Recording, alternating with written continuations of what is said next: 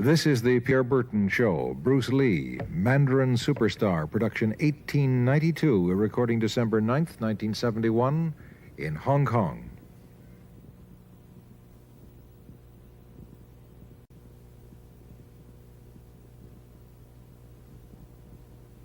Bruce Lee faces a real dilemma. He's on the verge of stardom in the United States with a projected TV series on the horizon, but he's just achieved superstardom as a film actor here in Hong Kong. So what does he choose, the East or the West? It's a kind of problem that most budding movie actors would welcome. It's the Pierre Berton Show, the program that comes to you from the major capitals of the world. This edition comes to you from Hong Kong.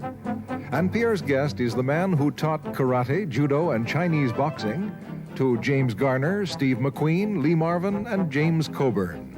The newest Mandarin superstar, known in the West for his appearances in Batman, The Green Hornet, Ironside, and Longstreet. His name is Bruce Lee, and he doesn't even speak Mandarin. And here's Pierre. Well, how can you play in Mandarin movies if you don't even speak Mandarin? How do you do that? Well, first of all, I speak only Cantonese. Yeah. So, I mean, there is quite a difference as far as pronunciation and things like that go. So somebody else's voice is used, right? For Definitely, definitely. You just make the words. Doesn't that sound strange when you go to the movies, especially in Hong Kong, in your own town, and you see yourself with somebody else's voice? Well, not really, you see, because most of the Mandarin pictures done here are dubbed anyway. They dubbed anyway? Anyway, I mean, disregard. I mean, they shoot without sound. So it doesn't, make any difference. Your lips never quite make the right words, do they? Well, that's where the difficulty lies, you see. I mean, in order to, because the Cantonese have a different way of saying things, different from the Mandarin. Yeah. So I have to find, like, something similar to that and keep a kind of a feeling going behind that. Something that matching the Mandarin deal. Like the old silent days. Complicated? Like the old silent days. But I gather in the movies made here, the dialogue is pretty stilted anyway. Yeah, I agree with you. I mean, see, to me, a motion picture is motion. Yeah.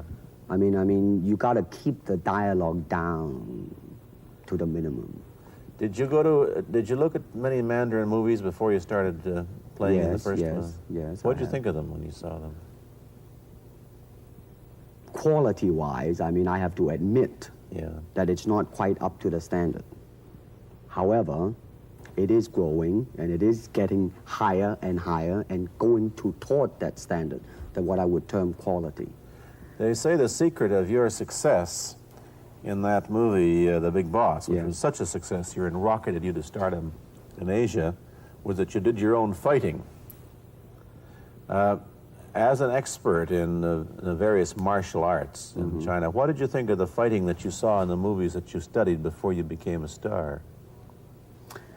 Well, I mean, definitely in the beginning, I had no intention or whatsoever that what I was practicing and what I'm still practicing now would lead to this to begin with.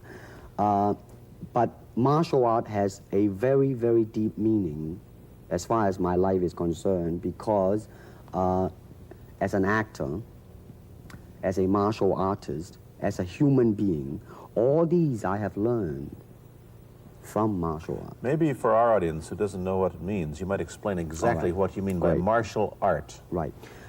Martial art include all the combative arts like karate or karate, judo, Chinese kung fu or Chinese boxing, whatever you call it. All those.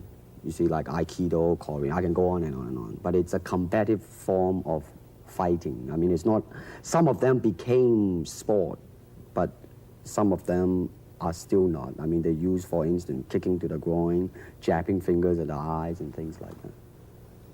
No wonder you're successful in the Chinese movies. They're full of this kind of action anyway. They needed a guy like you could... Violence, man. So you didn't have to use a double when you moved into the motion picture world here. You did it all yourself. Right. Can you break 5 or 6 pieces of wood with your hand or your foot? I'll probably break my hand and foot. But tell me a little bit...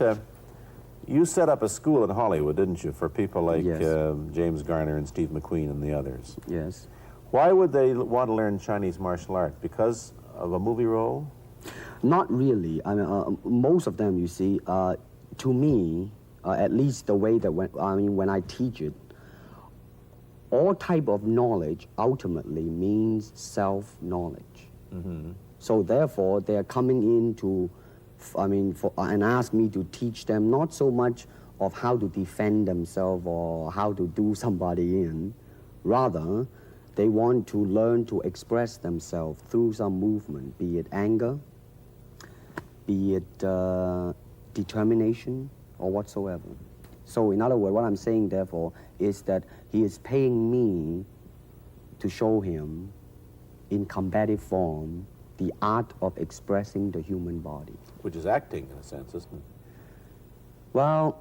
Or it would be a useful tool for an actor to have. It's... it might sound too philosophical, but it's acting, or acting, unacting, if you... You've lost me. I have, right? So what I'm saying, actually, you see, it's a combination of both. Here it is the natural instinct, and here is control. You are to combine the two in harmony. Not, if you have one to the extreme, you will be very unscientific. If you have another to the extreme, you become all of a sudden a mechanical man, no longer a human being. So it is a successful combination of both. So therefore, it is not only, so therefore it's not pure naturalness or unnaturalness. The ideal is unnatural naturalness or natural unnaturalness. Yin yang, eh? Right, man, that's it.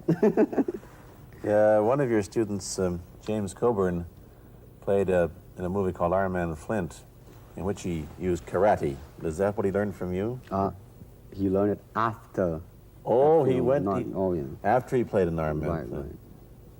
You see, actually, I do not teach, karate, because I do not believe in styles anymore. I do not believe that there is such thing as like Chinese way of fighting or the Japanese way of fighting or whatever way of fighting, because unless human beings have 3 arms and 4 legs, we will have a different form of fighting. But basically, we have only 2 hands and 2 feet.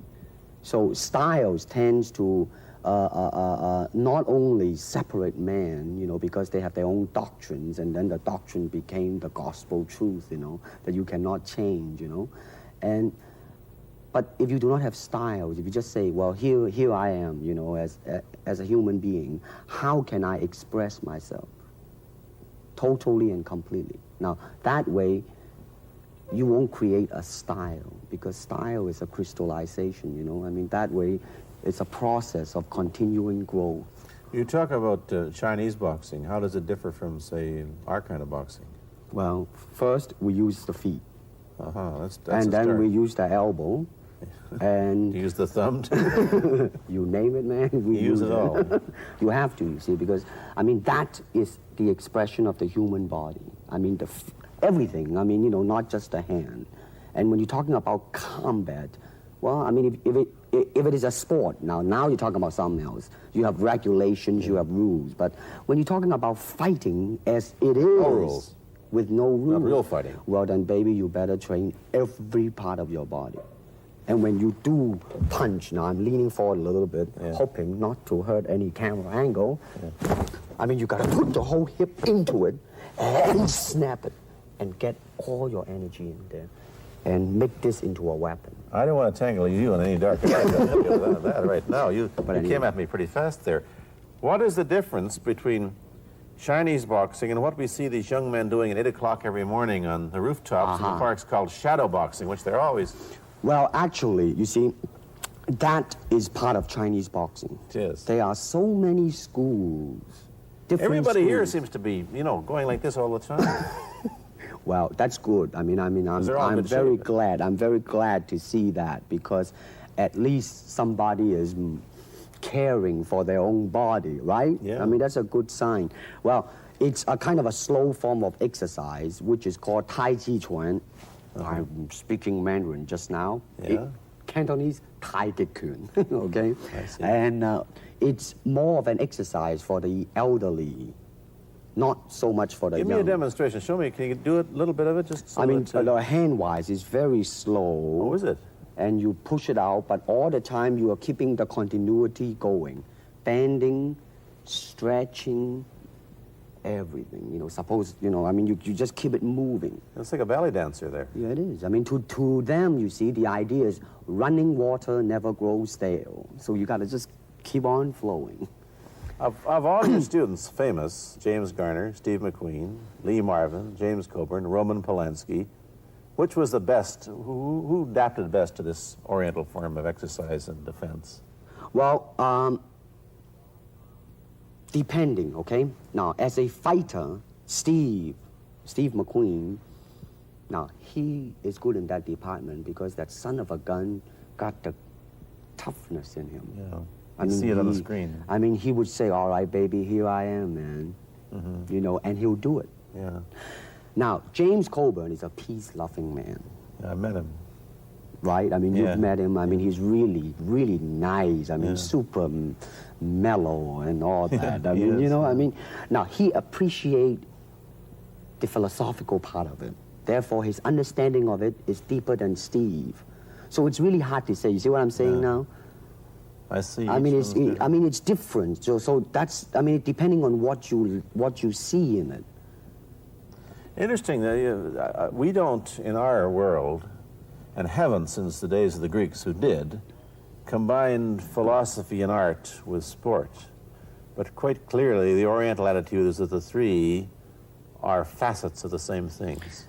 Man, listen, you see, really, to me, okay, to me, ultimately, martial art means honestly expressing yourself. Now, it is very difficult to do. I mean, it is easy for me to put on a show and be cocky and be flooded with a cocky feeling and then feel like pretty cool and all that. Or I can make all kinds of phony things, you see what I mean, blinded by it. Or I can show you some really fancy movement. But to express oneself honestly, not lying to oneself, and to express myself honestly, now that, my friend, is very hard to do, and you have to train. You have to keep your reflexes so that when you want it, it's there. When you want to move, you're moving. And when you move, you are determined to move. Not taking 1 inch, not anything less than that. If I want to punch, I'm gonna do it, man, and I'm gonna do it, you see? So, I mean, so that is the type of thing you have to train yourself into it, to become one with the, you think? Yeah, this is very un-Western, this attitude. I want to ask you about your movie and TV career, but first we'll take a break. Then I'll be back with Bruce Lee. I've been talking to Bruce Lee mainly about the Chinese martial arts, which include things like Chinese boxing, karate, and judo, which is what he taught when he was in Hollywood. After he left the University of Washington, where he studied, of all things, philosophy, if you can believe that. He did, but that, perhaps you understand why the two go together from the first half of this program. And you can perhaps understand how he got into films. He knew a lot of actors, but I'm told that you got the job on the Green Hornet, where you played Kato the chauffeur, mainly because you're the only Chinese-looking guy who could pronounce the name of the leading character, Britt Reed. I meant that as a joke, of course. And it's a heck of a name, man. I mean, every time I said it at that time, I was super conscious. I mean, really now, that's another interesting thing, huh? Let's say if you learn to speak Chinese. Yeah. And it's very, I mean, it's not difficult to learn and speak the word. The hard thing, the difficult thing, it's behind what is the meaning, what brought on the expression and feelings behind those words. Like when I first arrived in the United States, and I look at a Caucasian, and I really would not know whether he was putting me on or is he really angry, because we have different way of reacting to it. See, those are the difficult things, you see. It's almost as if you came upon a strange race where a smile didn't mean what it does to us. In fact, a smile doesn't always mean the same, does it? Of course not. Yeah, I just thought of that. Tell me about the big break when you played in Longstreet. I must tell the audience that that's it. Bruce Lee had a bit part or a supporting role in the Longstreet series, and this had an enormous effect on the audience. What was it? Well, you see, the title of that particular episode of Longstreet is called The Way of the Intercepting Fist. Now, I think the successful ingredient in it was because I was being Bruce Lee. Yourself. Myself, right. And did that part, just express myself, like I say, honestly express myself at that time. And because of that, I brought, favorable mentioning in like New York Times, which says like the Chinaman, who incidentally came off quite convincingly enough to earn himself a television series, and so on and so on and so forth. Can you remember the lines by Sterling Siliphant, the key lines? He's one of my students, you know that? Was he too? Yes. You've had everybody as your student. But you read, there were some lines that expressed your philosophy. I don't know if you remember them or not. I remember that. I Let's said, hear. this is what it is, okay? You're talking to Longstreet, played by James Francesca. I said, empty your mind. Be formless, shapeless, like water. Now you put water into a cup, it becomes the cup. You put water into a bottle, it becomes the bottle. You put it in a teapot, it becomes the teapot. Now water can flow or it can crash. Be water, my friend. Like that, you see? Oh, I see. I get the idea. I get the power behind it. So now, two things have happened. First, there's a pretty good chance that you'll get a TV series in the States called The Warriors, in which you use what, the martial arts in a Western setting? That was the original idea. Now, Paramount, I did Longstreet for Paramount, and Paramount wants me to be in a television series. On the other hand, Warner Brother wants me to be in another one, but both of them, I think, they want me to be in a modernized type of a thing. And they think that Western idea is out. But whereas you would you want to do the Western, eh? I want, because you see, I mean, how else can you justify all these punching and kicking and violence except in that period of the West? I mean, in nowadays, I mean, you don't go around on the street kicking people or punching people. Because if you do,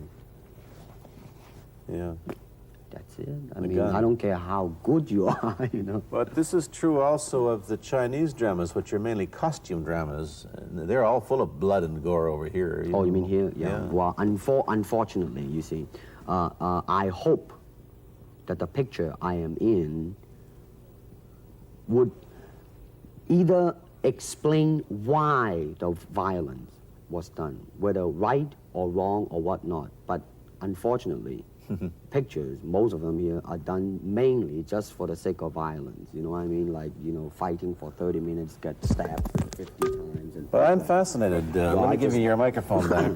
I'm fascinated that you came back. I am a martial artist. You came back to Hong Kong on the verge of success in Hollywood and full of it. And suddenly, on the strength of one picture, you become a superstar. Everybody knows you. You have to change your phone number. You get mobbed in the streets. Now, what are you going to do? Are you going to be able to live in both worlds? Are you going to be a superstar here, or one in the States, or both? Well, let me say this. First of all, the word superstar really turned me off, and I'll tell you why. Because the word star, man, it's an illusion. It's something what the public calls you. You should look upon oneself as an actor, man. I mean, you would be very pleased if somebody say, hey, man, you are a super actor. It is much better than, superstar. Yeah, therefore, you've got to admit that you are a superstar. You're not going to, if you're going to give me the truth. I'm honestly saying this, okay? Yes, I have been very successful, okay? But I think the word star I do not look upon myself as a star. I really don't. I mean, believe me, man, when I say it. I mean, I'm not saying it because I... What are you going to do? Let's get back to the question. Okay. Are you going to stay in Hong Kong and be famous? Or are you going to go to the United States and be famous? Or are you going to try and eat your cake and have it too? I am going to do both because, you see, I have already made up my mind that in the United States, I think something about the Oriental, the true Oriental should be shown. Hollywood sure as heck hasn't. You better believe it, man. I mean, it's always that pigtail and bouncing around, chop, with the eyes slant and all that.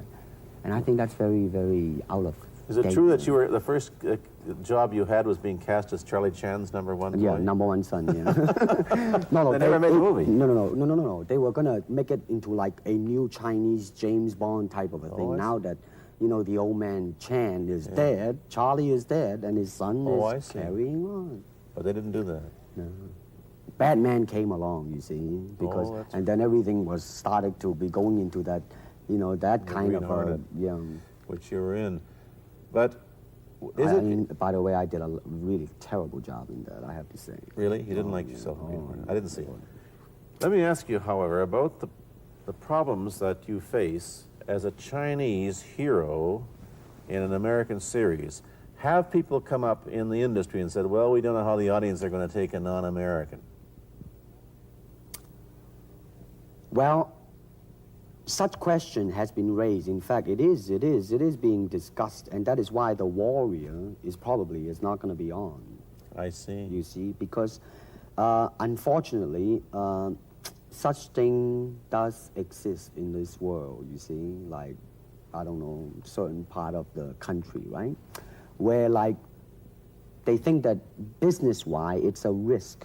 And I don't blame them, I mean, in the same way, it's like in Hong Kong, if a foreigner come and became a star, if I were the man with the money, I probably would have my own worry of whether or not the acceptance would be there. But that's all right, because if you honestly express yourself, it doesn't matter, see? Because are you, how about the other side of the coin? Is it possible that you are, I mean, you're fairly hip and fairly Americanized. Are you too Western for Oriental audiences, do you think? Oh, man, like, how? I have been criticized for that. You have, eh? Oh, yes, definitely. So. Well, let me say this. When I do the Chinese film, I'll try my best not to be as American as I, you know, have been adjusted to for the last 12 years in the States. But when I go back to the States, it seems to be the other way around. You know what I mean? You're too exotic, eh? Yeah, man. I mean, they're trying to get me to do too many things that are really for the sake of being exotic. You understand what I'm trying to say? Oh, sure. So it's really, I mean, it's when you live in both worlds, it brings its problems as well as its advantages, and you've got both. Time to go to a commercial. I'll be back in a moment with Bruce Lee. Let me ask you whether the change in attitude on the part of the Nixon administration towards China has helped your chances of starring in an American TV series. Well, first of all, this happened before that. Yeah. But I do think that things of Chinese will be quite interesting for the next few years. I mean, not that I'm politically, you know, inclining toward anything. You know, I understand that. But I just wondering. But I mean, once the opening of China, you know, I mean, that it will bring more understanding. Yeah. More things that are, hey, like different, you know? And maybe in the contrast of comparison, some new thing might grow. So therefore, I mean, it's a very rich period to be in. I mean, like, if I were born, let's say, 40 years ago. Yeah. If I have a thought in my mind, I said, boy, I'm gonna star in a movie or star in a television series in America. Well, that might be a vague dream, but I think right now, maybe, man. You still think of yourself Chinese, or do you ever think of yourself as North American? You know what I want to think of myself? As a human being. Because, I mean, I don't want to sound like, you know, as Confucius say, but under the sky, under the heaven, man, there is but one family. It just so happened, man, that people are different.